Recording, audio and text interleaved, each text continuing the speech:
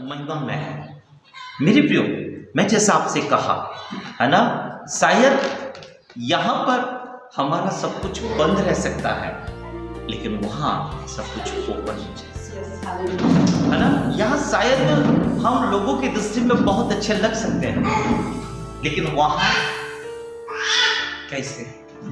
मैं एक बहन से ऐसी बातें कर रहा था, यानी हम समझ रहे थे और बातें कर रहा था, तो वो बातें करते करते वो रोने लगी, बहुत रोने लगी। मैंने कहा बहन क्या हो गया, बहन क्या हो गया? तो उन्होंने कहा कुछ नहीं, और आंसू पोंछने लगी। मैंने कहा नहीं कुछ तो हुआ है, क्यों रो रहे आप? मैं एक पल, जब आप कह रहे थे तो मैं एक पल, मुझे ऐसा लगा मैं स्वर्ग में हूं, और जब मैं वहां हूं, स्वर्ग में हूं, बहुत भीड़ है, लेकिन भीड़ के सामने मेरे पापों को बताया जा रहा है। भीड़ के सामने मेरे पापों का अनाउंसमेंट हो रहा है कि इस फलानी लड़की ने ये तारीख में ये काम किए थे, और मैं रोने लगी, और पल में वो दर्शन की बातें समाप्त हुई, और वो वापस, और फिर वो रो रही है, कह रही है हाँ भैया, मैं उतने सारे लोगों के सामने, मैं शायद सोचती हूँ मैं अपने पति के सामने, अपनी पत्नी के सामने, अपने परिवार के सामने उन बातों को छिपा कर रख दूं, लेकिन मुझे आज समझ में आया कि इनसे तो छिपा लूंगी, लेकिन वहां हजारों करोड़ों के सामने मैं कैसे छिपा सकती। और वो रोने लगी। मेरे प्रियो, सत्य है, याद रखना, सत्य है, याद रखना। हो सकता है हम हर चीज छिपा सकते हैं, हो सकता है हर चीज को हम ऐसे सोच सकते हैं कि कुछ भी नहीं है, लेकिन याद रखें वहां सब कुछ खुल जाएगा। इसलिए जैसे बाइबल कहती है, जैसे गीत का लिखने वाला कहता है, खुल जाएंगी किताबें जब हिसाब होगा, इंसाफ का तराजू यीशु के हाथ होगा। खुल जाएंगी किताबें जब हिसाब होगा, इंसाफ का तराजू यीशु के हाथ होगा। खुल जाएंगी किताबें, जो भी तू कर रहा है, यीशु वो देखता है। जो भी तू कर रहा है, यीशु वो देखता है। हर पल का इंसान तुझको देना हिसाब होगा, इंसाफ का तराजू यीशु के हाथ होगा। खुल जाएगी किताबें। प्यारे पिता से हम धन्यवाद करते हैं आपके महान प्रेम के लिए, आपके महान अनुग्रह के लिए और आपकी महान दया के लिए। प्रभु, आपकी करुणा नित्य नहीं होती है, और आप उन नई बातों को आप आज फिर से हमारे जीवन में दे दीजिए। उन नई चीजों को आप प्रकट करें, ताकि पिता हम आपकी महिमा कर सकें। हम खुदावन आपको दिल से धन्यवाद देते प्रभु, सारा आदर सारी महिमा आपको देते, और धन्यवाद के साथ विनती पवित्र यीशु मसीह के नाम से मांगते राजा, सुन और ग्रहण कर। आमीन। Praise the Lord, hallelujah. चले चलते हैं प्रभु को दिल से धन्यवाद देते हुए, प्रभु के महिमा करते हुए, क्योंकि प्रभु महान है, जीवित और सामर्थ्य। आमीन। चलिए, हर एक पास्टर इन दिनों में अब एक ही चीज कह रहा है, मन फिराओ, मन फिराओ, मन फिराओ। बाइबल भी कह रही है मन फिराओ, मन फिराओ, मन फिराओ। उत्पत्ति से लेकर प्रकाशित वाक्य भी कह रहा है मन फिराओ, मन फिराओ, मन फिराओ। यस या नो? है ना? हम जब एक दूसरे से मिलते हैं तब क्या कहते हैं? मन फिराओ। किसी के लिए प्रार्थना करते हैं तो भी मन फिराने की प्रार्थना करते हैं, अंगीकार करो तुमने पाप तो नहीं किया, है ना। इससे पहले कि कुछ हो जाए मन फिराओ। व्यक्ति लंबी लंबी सांसें ले रहा तो उसको बोलेंगे ए मन फिरा ले, मरने वाला है। यानी हर जगह हमेशा मन फिराओ मन फिराओ मन फिराओ। परमेश्वर मन फिराव को चाहता है, ये तो हम जानते हैं, लेकिन कभी आपने देखा कि परमेश्वर मन फिराव क्यों चाहता है ना।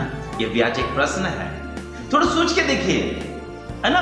आज के दिन, आज की तारीख में एक बात थोड़ा सा हम सोचें तो क्यों परमेश्वर मन फिराव को चाहता है, क्यों परमेश्वर मन फिराने की बातें कहता है, क्यों परमेश्वर मन फिराने के लिए बोलता है। कभी थोड़ा सोचा?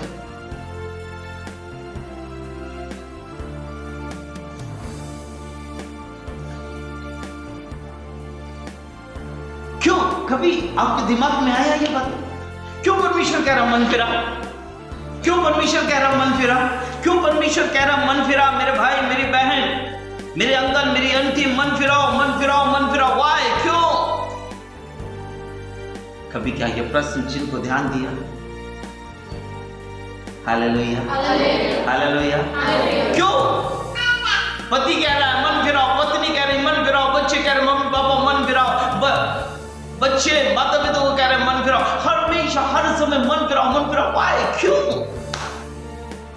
आज हर एक प्रभु का दास 80% परमेश्वर के दास दासी ये प्रचार कर रहे हैं मन फिराओ, अंतिम समय आ गया, मन फिराओ, अंतिम समय आ गया, मन फिराओ, अब लोग हम मरने वाले हैं। लेकिन कारण नहीं बता रहे मन क्यों फिराए, राइट, है ना। अभी पिछले हमने 2-3 एपिसोड में हमने देखा है, 2-3 सेवकों ने हमसे कहा भैया मन फिराओ क्योंकि ये मिलेगी, ये आशीष मिलेगी, मन फिराओ, है ना। मन फिराने से क्या गुण होते हैं उस चिन्ह को भी हमने देखा। लेकिन आज एक प्रश्न के साथ हम आगे बढ़ते हैं, हमें क्यों मन फिराने की जरूरत है ना।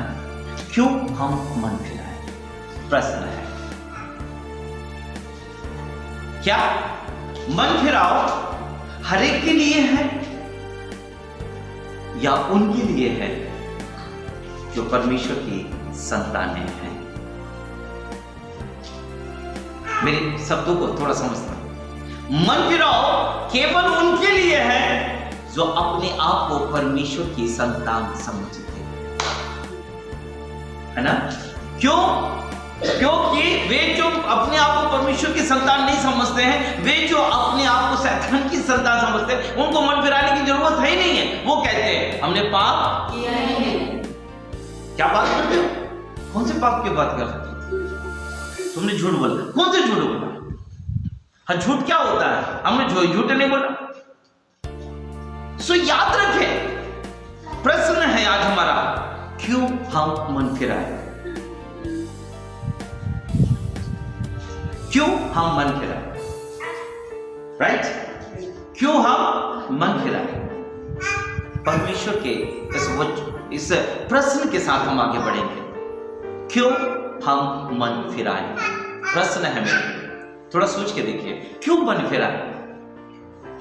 कारण क्या है मन फिराने का? चलिए, प्रेज़ द लॉर्ड। क्योंकि पहली बात, हम जल्दी से चलते हैं, खुदा के कलाम की ओर चलते हैं, है ना जी। चलिए, उत्पत्ति के पुस्तक, हाँ जी, यस, जेनेसिस, ओके, और उसका दूसरा अध्याय, thank you Jesus, thank you Lord, okay Jesus, thank you Lord. दूसरा अध्याय और उसके चौथे, आदम को अदन की वाटिका में रखा, ऐसा लिखा, देखो थोड़ा सा। और आदम को अदन की वाटिका में रखा, 2:15 से, चलिए पढ़ेंगे। तब यहोवा परमेश्वर ने आदम को लेकर अदन की वाटिका में रख दिया कि वह उसमें काम करे और उसकी रक्षा और वो उसकी रक्षा करे। और यहोवा परमेश्वर ने और यहोवा परमेश्वर ने आदम को यह आज्ञा दी, आदम को ये आज्ञा दी, तू वाटिका के सब वृक्षों का फल तू वाटिका के सब वृक्षों का फल बिना खटके खा सकता है, बिना खटके खा सकता है, पर या बुरे के ज्ञान का, या भले या बुरे के ज्ञान का जो उसका फल तू कभी ना खा। उसका फल तू कभी ना खाना।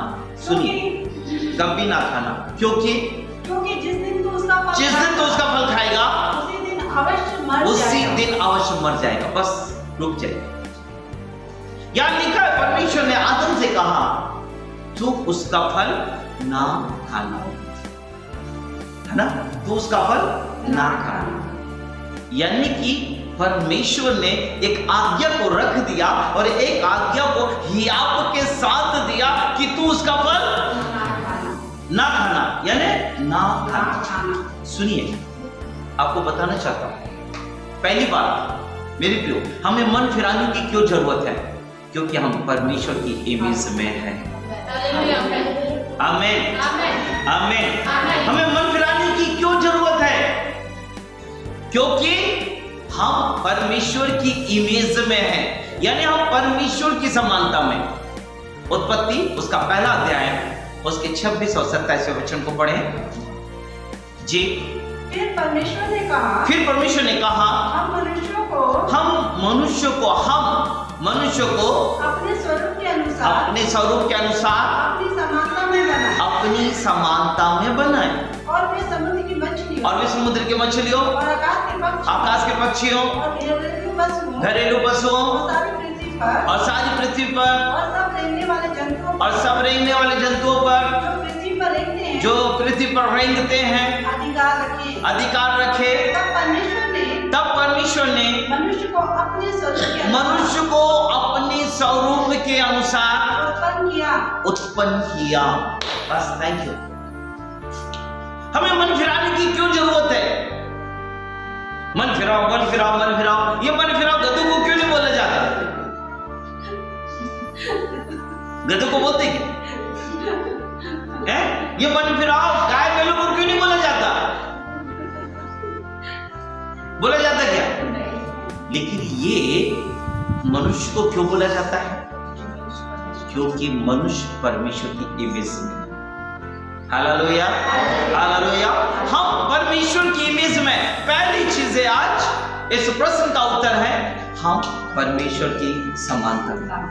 इसलिए हमें मन फिराना, क्योंकि परमेश्वर पापी नहीं है। आमीन। परमेश्वर पापी, परमेश्वर पुत्र पापी नहीं है, परमेश्वर पवित्र आत्मा पापी नहीं है, परमेश्वर पिता पापी नहीं है। इसलिए परमेश्वर बच्चे भी पापी नहीं है। आमीन। परमेश्वर के बच्चे भी, परमेश्वर बच्चे है ना, पिता परमेश्वर, पुत्र परमेश्वर, पवित्र आत्मा परमेश्वर और परमेश्वर की संतान भी पापी नहीं होनी चाहिए। आमीन, है ना। तो यदि आपके और मेरे जीवन पे मन इसलिए फिराना है, मन फिराने के लिए परमेश्वर इसलिए कह रहा है क्योंकि हम उसकी समानता में, हम उसकी समानता में। और जब हम उसकी समानता में हैं तो याद रखें, बाइबल इसलिए कह रही है हमें उसकी चीजें दिखनी चाहिए। Praise the Lord. मन इसलिए नहीं फिराना हम पापी है करके। आमीन। हम पापी है क्या? हमने यीशु को स्वीकार किया, हम पापी नहीं है। लेकिन मन इसलिए फिराना है कि हम उसकी इमेज में हैं। आमीन, आमीन। यानी कि इसका मतलब, चलिए मैं आपको लेकर चलता हूं, है ना। ओके, चलिए तीसरे अध्याय में, ओके शायद चौथे अध्याय के पास है, चौथे अध्याय में, ओके चौथे अध्याय में लिखा है ना। चलिए इसको पढ़ेंगे। चौथे अध्याय का पहला वचन। जब आदम अपनी पत्नी हवा के पास गया, तब उसने गर्भवती होकर कैन को जन्म दिया और कहा, मैंने यहोवा की सहायता से एक पुरुष पाया है। हवा कहती है आदम और हवा जब फिर गए और उनसे एक संतान हुई, कौन? कैन। अब एक बात बताइए, थोड़ा सोच के बोलिएगा, कैन किसकी समानता में था? पहले वाले आदम की समानता में या दूसरे वाले आदम की समानता में? मैं ध्यान देना, मैं दूसरा आदम यीशु मसीह की बात नहीं कर रहा हूं अभी। पहले आदम की संतान में या दूसरे आदम की समानता में? पहले आदम की समानता में या दूसरे आदम की समानता में? दूसरे आदम की समानता। मैं यहां यीशु मसीह दूसरा आदम वो नहीं कह रहा हूं, लेकिन दूसरा आदम। पहला आदम क्या था? बिना पाप का था, राइट? पहला आदम जब परमेश्वर से पैदा हुआ कैसा था वो? बिना पाप का, राइट? लेकिन जब कैन हुआ तब आदम कैसा था? पापी। तो उसमें गुण कौन से आ गए? हालेलुया, है ना? उसमें गुण किसके आ गए? वो आदम के गुण आ गए। वो कौन सा आदम? जिसने अपनी पति पर दोष लगाया। वो आदम जिसने परमेश्वर की आवाज को सुनकर भी अनसुनी कर दिया, पीछे जाके छुप गया। आज ऐसे आदम की संतानों को मन फिराने की जरूरत है। आमीन, आमीन। मेरे प्रिय याद रखें, मैं आपसे साधारण रीति से बात कर रहा हूं। मैं आपसे साधारण रीति से बोलना चाह रहा हूं। मन फिराने की क्यों जरूरत है? मन फिराने की इसलिए जरूरत है क्योंकि हम परमेश्वर की समानता में हैं। लोग हमें देखकर क्या कहते हैं? परमेश्वर है ना, वो हमें देखकर कहते हैं परमेश्वर है ना। परमेश्वर को जब कुछ नहीं मिला तो उसने आदम को बना दिया ताकि ये मेरी महिमा करे। आमीन। सो पहली चीज परमेश्वर इसलिए कहना चाहता, परमेश्वर इसलिए बताना चाहता है कि आप और मैं उसकी समानता में, आप और मैं परमेश्वर के इमेज में है ना। कैसे इमेज में? थोड़ा सा और चलते हैं। लूका रचित सुसमाचार उसका 3रा अध्याय है, उसके 38 वचन को थोड़ा सा पढ़ लेते हैं, क्या लिखा देख लेते हैं। लूका 3:38। और वह एनोस का, और वो एनोस का, और वह सेत का, और वो सेत का, और वह आदम का, और वो आदम का, और वह परमेश्वर का पुत्र था। और आदम परमेश्वर का पुत्र था। यानी इसका मतलब है, बाइबल कह रही है परमेश्वर ने आदम को जब बनाया तो ऐसे नहीं बना दिया इंसान है। सुनिए, परमेश्वर ने आदम को जब बनाया तो ऐसे नहीं बनाया, वो काम चला देंगे जब तक चलेगा ठीक है, नहीं तो मिटा देंगे, ऐसे नहीं बनाया। अपने पुत्र के समानता में बनाया। हालेलुया। भैया लिखा है ना, आदम किसका पुत्र है? हालेलुया। आदम परमेश्वर का पुत्र है। इसका मतलब है मेरे प्रियो, यदि मैं सही जा रहा हूं तो बाइबल कहती है यूहन्ना रचित सुसमाचार उसका 1 अध्याय के 12वें वचन में कि जितनों ने उस पर विश्वास किया उसने उन्हें परमेश्वर के संतान होने का अधिकार दिया। और यदि हमारे पास अधिकार है, इसका मतलब है हम उसकी समानता में हैं, हम उसकी इमेज में हैं। और जब हम उसकी इमेज में हैं तो हमें मन फिराने की जरूरत है। आमीन, आमीन। तो पहली बात है, हमें काय की जरूरत है? मन फिराने की जरूरत है। क्यों जरूरत है? क्योंकि हम उसकी समानता में, उसकी इमेज में हैं। हम परमेश्वर की इमेज में हैं और हम परमेश्वर की समानता में हैं। नंबर 1।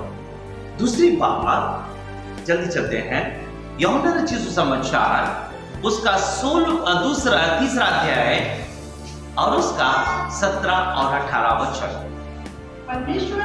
परमेश्वर ने अपने पुत्र को जगत में इसलिए नहीं भेजा, जगत में इसलिए नहीं भेजा कि जगत पर दंड की आज्ञा, कि जगत पर दंड की आज्ञा दे, परंतु इसलिए कि जगत उसके द्वारा उद्धार पाए। जो उस पर विश्वास करता है, जो उस पर विश्वास करता है उस पर दंड की आज्ञा नहीं, जो उस पर विश्वास नहीं करता, और जो उस पर विश्वास नहीं करता वह दोषी ठहर चुका, वो दोषी ठहर चुका। याद रखें। नंबर 2 सुनिए, परमेश्वर, पहली बात तो हम परमेश्वर की इमेज में हैं। आमीन। दूसरी बात, हमारे लिए, हमारे दंड के लिए पहले ही से प्रभु यीशु मसीह कुर्बान हो गया। आमीन, आमीन। हमें मन फिराना इसलिए चाहिए, हमें मन क्यों फिराना चाहिए? प्रश्न है, इसलिए कि हम उसकी इमेज में हैं। दूसरी बात, हमें मन फिराना इसलिए चाहिए कि हमारे गुनाहों के लिए हमारा प्रभु यीशु मसीह पहले बलिदान हो चुका है।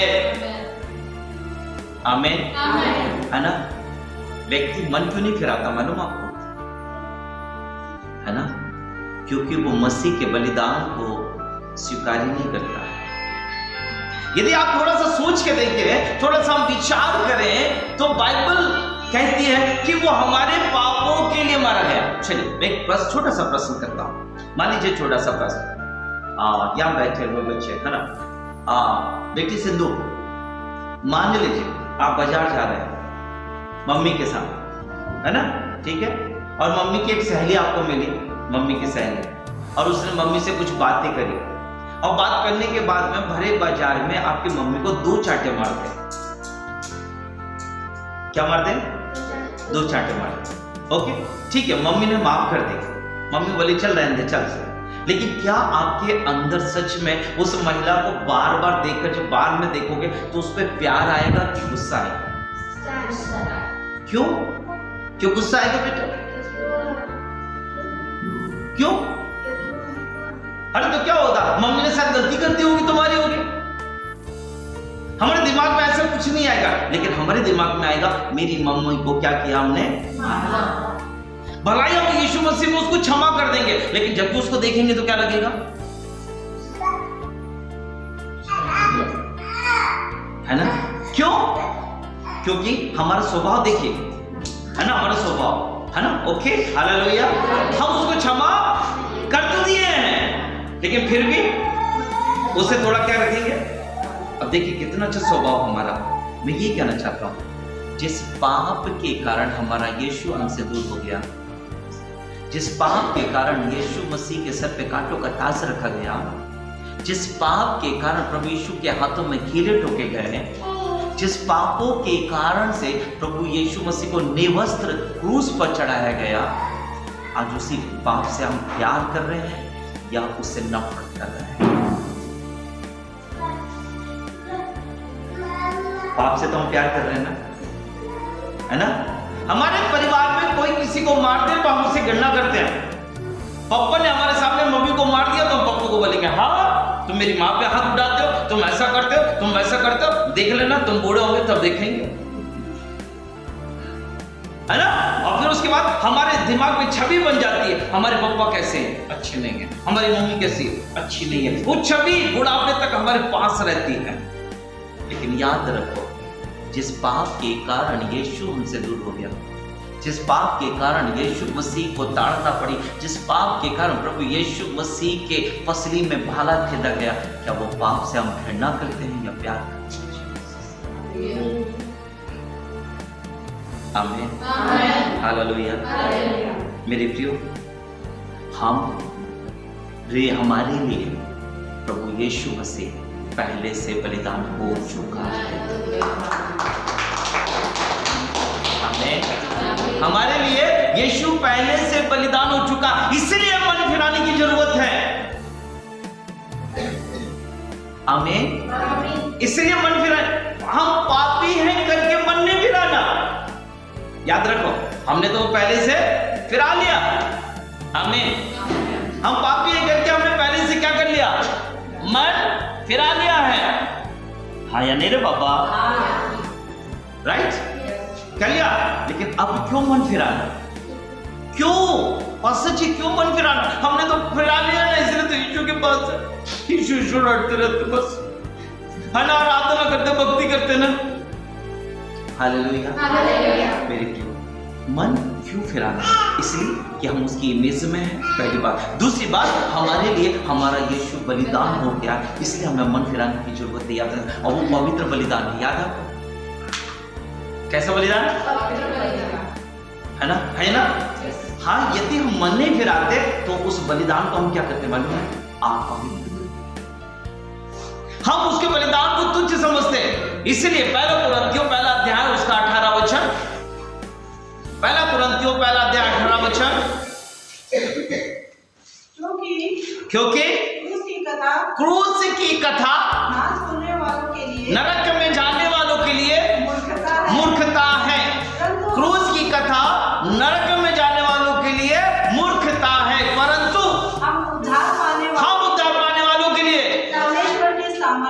परमेश्वर की सामर्थ्य है। क्रूस की कथा, यीशु का बलिदान होना, यीशु का क्रूस पर चढ़ना, यीशु के हाथों में कीलें ठोकना, वो सर पे कांटों का ताज और सलीब को लेकर चलना, वो हमारे लिए एक सामर्थ्य है। आमीन। हमारे लिए एक सामर्थ्य है। कहना क्या चाह रहा हूं पास्टर जी, आप बोलना क्या चाह रहे हैं? आज मैं आपको बताना चाह रहा हूं, बड़े ध्यान से सुनिए। आज आपको बताना चाहता हूं, प्रभु यीशु मसीह इस दुनिया में इसलिए बलिदान हुए कि वो हमें दंड से बचा सके। आमीन। ये ना हमारे दंड के लिए यीशु ने पहले ही से कीमती अपना बलिदान दे दिया है। उस बलिदान को हम व्यर्थ न समझें, इसलिए मन फिराएं। आमीन, आमीन, आमीन। यदि मान लीजिए आपको भूख लगी और आपने आए दन और देखना चालू किए और आपको रूखी रोटी दिख गई, सूखी रोटी, रूखी बोले नहीं सूखी रोटी, है ना, और आप क्या करने लगे? तोड़कर उसको, अब क्या करें, भूख लगी है ना, तोड़कर क्या करने लगे? लेकिन अंदर से आए, अरे क्या कर रहे हो ये? बोले क्यों? भूख लगी है, खा रहे हैं। पत्नी जी ने कहा, ये जी आपको मालूम है ये सूखी रोटी है? हाँ क्या करूं, लेकिन भूख है। तेरे को तो पति की चिंता नहीं है ना, इसलिए बना के नहीं रखी, पति से प्यार ही नहीं करती इसलिए बना के नहीं रखी। नहीं जी बना के रखी, रुको 2 मिनट। और अंदर से जाकर उन्होंने बढ़िया गरम गरम बिरयानी ला दी। अब बताओ सूखी रोटी जाएगी कि बिरयानी जाएगी? क्यों? यानी सूखी रोटी अंदर से निकल जाएगी? वो गई तो गई, लेकिन अब आप सूखी रोटी खाएंगे क्या? खाएंगे नहीं ना। अरे भाई यीशु हमारे लिए पहले से बलिदान हो गया। आमीन। यीशु पहले से बलिदान हो गया, हमारे पास रेडीमेड, सबसे पहले परमेश्वर ने रेडीमेड तरीके से हमारे लिए स्वर्ग का इंतजाम कर दिया है। अब हमको कोई बलिदान की जरूरत नहीं है ना, अब कोई बलिदान की जरूरत नहीं। हाँ जी, बलिदान से यदि मैं आपको बताऊं तो परमेश्वर उन बलिदानों से जिनको इस्राएल लोग करते थे, परमेश्वर घृणा करता है ना, घृणा करता। कैसे आपको बताऊं? चलिए मुझे माफ कीजिएगा, लेकिन आज एक बात बताना चाहता हूं। वे लोग जो अपने घरों में लोबान चढ़ाते हैं ना, उनके लिए कहना चाहता हूं। लोबान बहुत अच्छा, लोग ऐसे रख के डांडा घुमाते हैं ना, मैं आज उनके लिए कहना चाहता हूं, है ना। लोबान क्या चीज है? चलिए पढ़ते हैं जल्दी से। ओके, यशायाह नबी की पुस्तक, हाँ जी, हालेलुया, रबानी का शखरा लापा निबे उसका 66वां अध्याय है। यस, यशायाह 66। देखिए मैं आपकी श्रद्धा पर या मैं आपके विश्वास पर कमेंट से नहीं कर रहा हूं, लेकिन मैं कहना चाहता हूं वे जो लोबान का इस्तेमाल करते हैं, है ना, परमेश्वर सारी उन बातों से जो वे लोग करते थे, उन बातों से परमेश्वर घृणा करता है। यदि नहीं तो चलिए चलते हैं, हम पढ़ेंगे 66वां अध्याय 2 वचन से लेकर 3 वचन तक। सुनिएगा। हाँ, यहोवा की ये वाणी है, यहोवा की ये वाणी है, ये सब वस्तुएं मेरी ही हाथ की बनाई हुई है, इसलिए सब मेरी ही है, परंतु मैं उसी की ओर दृष्टि करूंगा जो दीन और खेदित मन का हो, मेरा वचन सुनकर थरथराता हो। सुनिए 3 वचन। हाँ पढ़िए। बैल का बलि करने वाला मनुष्य के मार डालने के समान है, जो भेड़ों का चढ़ाने वाला है, वो उसके समान है, जो कुत्ते का गला काटता है, जो अन्न बलि चढ़ाता है, वो मानो सुअर का लहू चढ़ाने वाले के समान है। अब लोबान, हाँ जी, और जो लोबान जलाता है, और वो लोबान जो जलाता है वो उसके समान है, जो मूरत को धन्य कहता है। इन सबों ने अपना मार्ग छोड़ लिया और घिनौनी वस्तुओं से उनके मन प्रसन्न होते हैं। बस, थैंक यू। लोबान चढ़ाने वाला मूर्ति को धन्य कह रहा है, याद रखना। और बाइबल कहती, परमेश्वर ने कहा तू मुझे छोड़ो किसी को ईश्वर करके, है ना। ये बात आई इसलिए हम पुराने नियम में चले जाएं तो पुराने नियम में बैल का चढ़ाना, बकरी का चढ़ाना, भेड़ों का चढ़ाना कितने बंद किए गए, लेकिन हमारे लिए एक बलिदान हो गया, वो प्रभु यीशु। एक बार बलिदान हो गया, बार बार बलिदान नहीं है। इसका मतलब है, दूसरी बात, हमारे लिए अब दंड की आज्ञा नहीं है। आमीन। हमारे लिए दंड की आज्ञा नहीं है, क्योंकि यीशु मसीह हमारे लिए पहले बलिदान हो गया। इसलिए हमें क्या करना है? मन फिराना। आमीन। इसलिए मन नहीं फिराना, हम पापी हैं, हम पापी हैं, हम पापी हैं, हम पापी, इसलिए मन फिराना, नो नो नो नो। लेकिन मन इसलिए फिराना कि यीशु ने जो बलिदान आपके लिए दिया है, उस बलिदान को पवित्र जानना, उस बलिदान को पवित्र बनाने के लिए आपको मन फिराना पड़ेगा। आपको मन फिराना नहीं, यस, मैं आज कहूंगा जबरदस्ती, क्योंकि आप बेशकीमती उस बलिदान को व्यर्थ नहीं ठहरा सकते। यदि आपकी दृष्टि में वो मूर्खता है, क्रूस की कथा यदि मूर्खता है, तो इसका मतलब समझिए आप और मैं कहां होंगे? सीधे नरक में, सीधे नरक में। क्योंकि क्रूस की कथा नाश होने वालों के लिए मूर्खता है, और वो व्यक्ति जो इसलिए मन नहीं फिराता, तो वो क्रूस की कथा को अर्थात पवित्र यीशु के बलिदान को अपवित्र जानता है। और जिसने परमेश्वर के बलिदान को अपवित्र जाना, उसे स्वर्ग नहीं लेकिन डायरेक्ट यहाँ कह रहा दंड हो चुका है। इसका मतलब है नरक कंफर्म हो गया है। हालेलुया, बोलो प्रभु यीशु मसीह की जय। हमें मन क्यों फिराना? क्योंकि हम उसकी इमेज में हैं, हम उसकी समानता में हैं, या हम उसकी संतान हैं। नंबर 2, मन इसलिए फिराना क्योंकि प्रभु यीशु ने हमारे लिए बलिदान दे दिया है ना। वो सजा उसने, यीशु ने पहले ही हमारी सजा को अपने ऊपर सह लिया है। आमीन। इसलिए मैं हमेशा कहता हूं, बीमारियों तुम्हारा मेरे शरीर पर कोई राज्य नहीं। बीमारियों तुम्हारा मेरे शरीर पर कोई राज्य नहीं है। शैतान तुम्हारा मेरे शरीर पर कोई राज्य नहीं है। पाप तुम्हारा मेरे शरीर पर कोई राज्य नहीं है, और संसार तेरा मेरे शरीर पर कोई राज्य नहीं है, क्योंकि मैं नहीं रहा लेकिन मसीह मुझ में जीता। आमीन। हालेलुया, बोलो यीशु मसीह के। इसलिए याद रखें परमेश्वर भला है, और हमारे लिए वो पहले से बलिदान हो चुका है। अच्छा लग रहा है ना? क्यों मन फिराना? पहली बात, हम पिता की संतान है ना। दूसरी बात, उसने हमारे लिए पहले से बलिदान दे दिया, उसके बलिदान को व्यर्थ ना जाने, इसलिए मन फिराना। और तीसरी और अंतिम बात, 12:51 हो गया, क्या करें? अभी तो स्टार्टिंग नहीं हुआ अच्छे से। Praise the Lord, praise the Lord, hallelujah.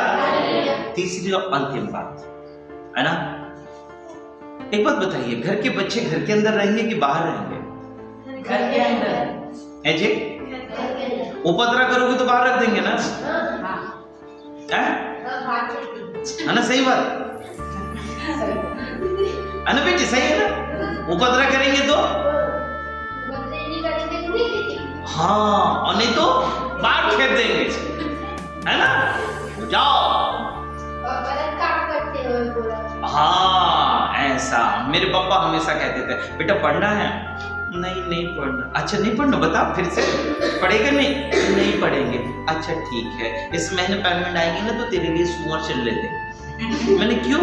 तू सुअर चलाना बेटा, पढ़ेगा लिखेगा नहीं तो क्या करेगा? सुअर ही चलाएगा ना। मैंने कहा नहीं, सुअर मार मुड़ देगी तो इसलिए पढ़ लेना। तो हालेलुया, है ना? पहले ऐसे ही कहते थे, नहीं पढ़ना ना, ठीक है, लाओ ढोर बच्चा लाओ, इसको लेकर जाओ। और सुनो, कहते नहीं थे। मैं एक बात बता रहा हूं, यीशु ने तो अपने बेटे के साथ, दाऊद के साथ ऐसे कर दिया, है ना? बाइबल कहती है यीशु ने अपने बेटे के साथ क्या किया? ऐसे किया। दाऊद कैसा था? उपद्रवी होगा, मालूम नहीं उतना ज्यादा, लेकिन नटखट जरूर था। नटखट था, मालूम है? शेर से पंगा ले लेना, भालू से पंगा ले लेना, गोफन चलाना शरीफों का काम नहीं है। हालेलुया। गोफन जलाना शरीफों का काम नहीं है, याद रखना। इसलिए दाऊद नटखट था। लिखिए, आपको कहना चाहता हूं, है ना, वो पढ़ा लिखा ज्यादा नहीं था, इसीलिए पिता ने क्या कर दिया, जाओ बेटा ढोर बच्चा चराओ, जाओ। हालेलुया। याकूब ने किसको भेजा ढोर बच्चे चराने को? आपको मालूम है, भेड़ बकरी चराने को 10 पुत्रों को भेज दिया जो पढ़े लिखे नहीं थे। एक ही समझदार को अपने पास रखा जिसका नाम यूसुफ था। हालेलुया। यानी कि जो बिना काम का होता है उसे ढोर चराना ही पड़ता है ना, इसलिए ढोर चलाओ और बाहर आओ, है ना। उड़ाव पुत्र भी जब अंत में सब कुछ बेच दिया तो क्या चला रहा है? सुअर चला रहा है ना, और सुअरों के साथ रह भी रहा है। चलिए आगे बढ़ते हैं। सो तीसरी बात और अंतिम बात, पहली बात हम परमेश्वर के इमेज में, दूसरी बात हम परमेश्वर के यीशु के बलिदान को व्यर्थ ना जाने, और तीसरी बात हम कहीं स्वर्ग से बाहर ना हो जाए, हम कहीं स्वर्ग से बाहर ना हो जाए। यूहन्ना रचित सुसमाचार उसका 14 अध्याय 1 वचन से लेकर 3 वचन तक पढ़ेंगे। यूहन्ना रचित सुसमाचार उसका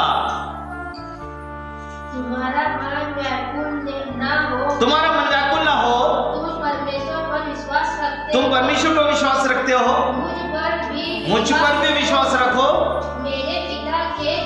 मेरे पिता के घर में रहने के स्थान है। यदि ना होते तो मैं तुमसे कह देता, क्योंकि मैं तुम्हारे लिए जगह तैयार करने जाता हूँ। जी थैंक यू बेटा। यूहन्ना रचित सुसमाचार उसका 14 अध्याय और पहले वचन से लेकर 3 वचन तक। जी आप अध्याय का है, मैं इसलिए फिर से रिपीट कर रहा हूँ। यूहन्ना रचित सुसमाचार 14 अध्याय 1 वचन से लेकर 13 वचन तक। तुम्हारा मन व्याकुल ना हो, जैसे तुम परमेश्वर पर भरोसा रखते वैसे मुझ पर भी भरोसा रखो। मैं अपने पिता के घर जा रहा हूँ। मेरे पिता के घर कैसे है? बहुत से रहने। हालेलुया। कितने स्थान है पिता के घर में? बहुत सारे। नाम बताओगे कौन कौन से?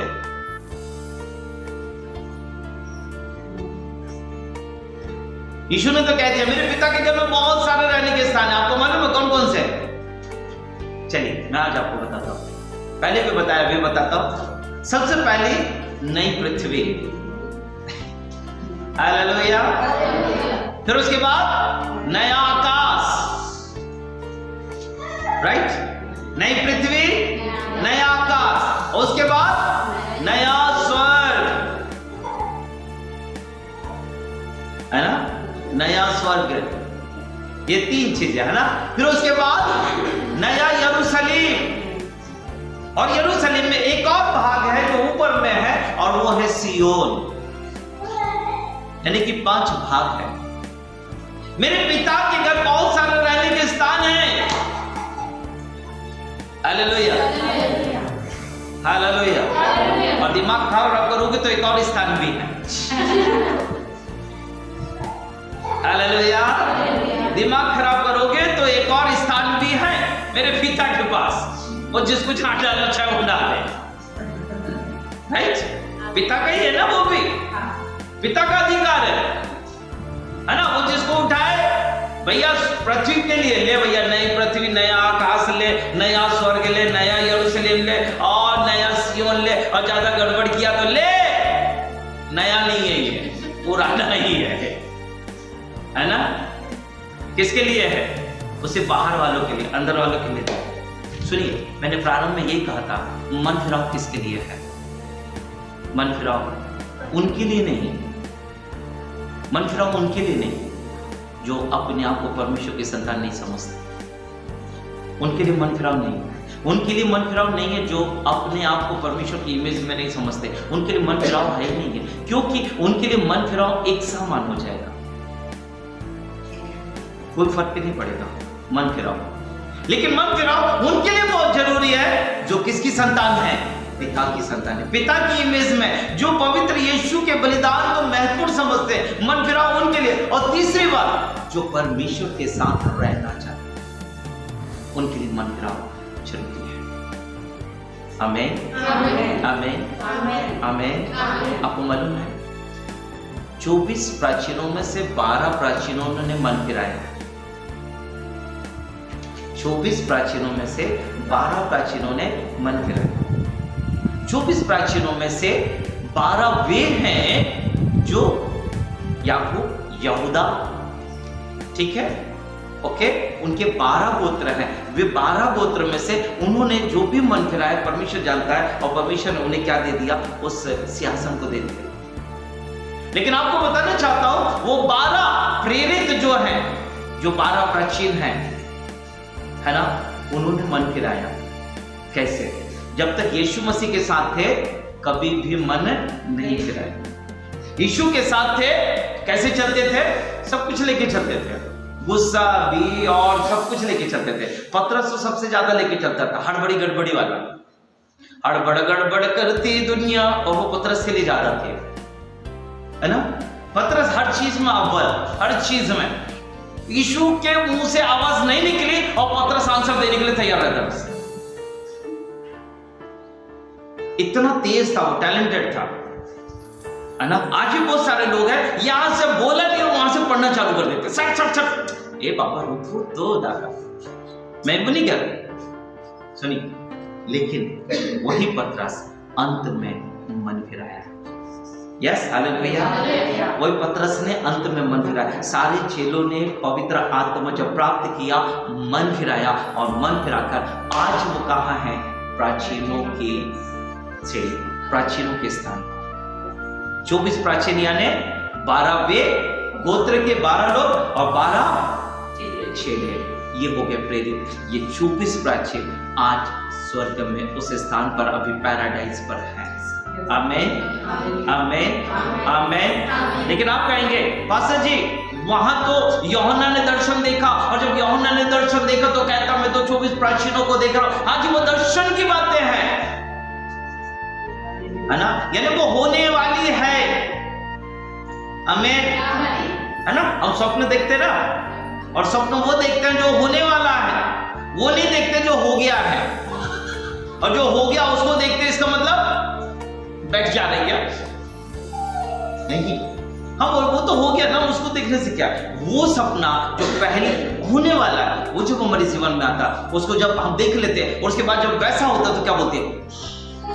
इसको तो हमने देखा था, इसको तो प्रभु ने हमें बताया। सुनिए, यूहन्ना ने जो देखा वो दर्शन देखा, दर्शन, और दर्शन की बातें लिखी है कि प्रभु आने वाले समय में ऐसा करने जा रहा है।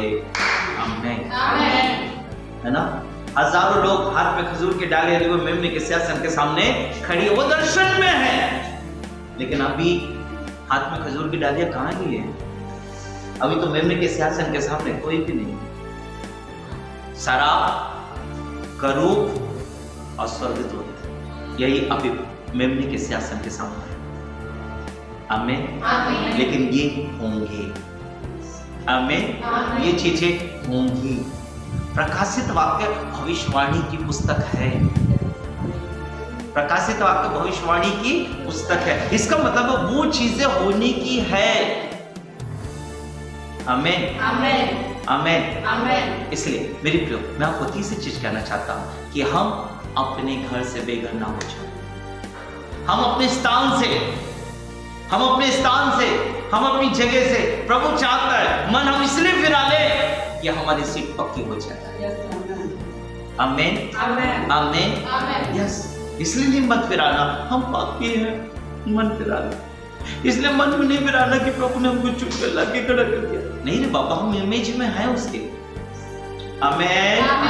हम उसकी इमेज में हैं। एक बार हमने मन फिरा लिया, अब हम उसकी इमेज में, इसलिए हमें मन फिराने की जरूरत है। नंबर 2, इसलिए हमें मन फिराने की जरूरत है कि प्रभु यीशु का बलिदान व्यर्थ नहीं है। नंबर 3, हम स्वर्ग में रहने वाले वारिस हैं, इसलिए हमें मन फिराने की जरूरत है ना। ऐसा ना हो कि दोनों बातें होने के बाद में भी यदि हम मन नहीं फिराते तो क्या कहते हैं? बाइबल क्या कहती है मालूम है कि यदि तू होशियार नहीं रहेगा, जागते नहीं रहेगा, तो कोई भी तेरे वस्त्र को चुरा लेगा।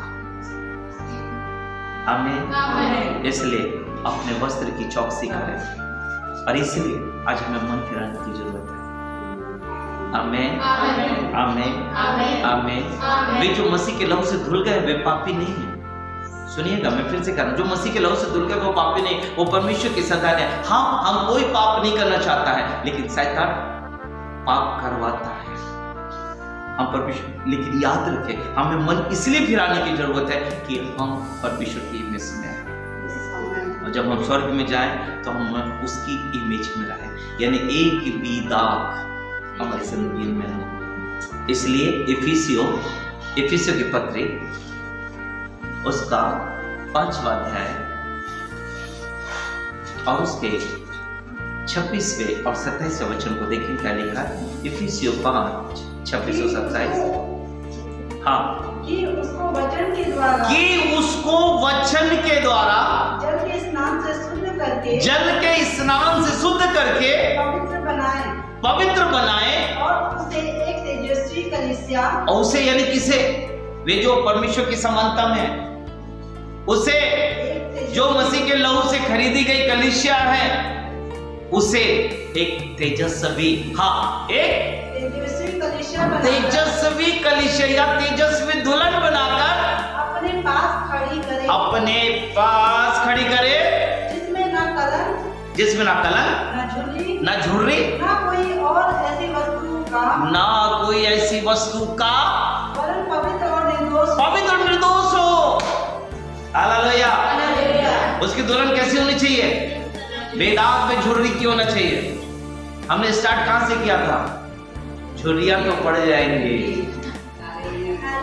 है ना? झुर्रियां तो, लेकिन जब हम वहां जाना चाहेंगे तो हम वहां जाए भी तो कैसे जाए? हमें, है ना, वहां झुर्रियां नहीं चाहिए, है ना, वहां मांस लटका हुआ नहीं चाहिए, वहां ऐसा नहीं चाहिए। वहां क्या चाहिए? हमें बोले यीशु मसीह की जय। और जवान बनने के लिए मन फिराने की जरूरत है।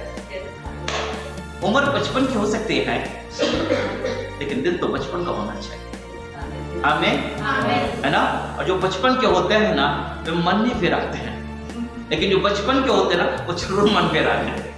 आमीन आमीन। उदाहरण, आपके छोटे बच्चे रहेंगे, आप बच्चों को मार लो, पीट लो, कुछ भी कर लो, 2 घंटे के बाद वो आपके पास आएंगे। यस या नो? है ना? बड़े बच्चे को मार पीट के देखो, घर से भाग जाएंगे। गलत बोला? हाँ, बाबा पति पत्नी देह के अंग हैं, दोनों अंग हैं। जब मारपीट हो जाती तो दोनों अंग अलग अलग हो जाते हैं। इसलिए बचपन का चाहिए, और बचपन का मतलब है मन फिराना। आमीन आमीन।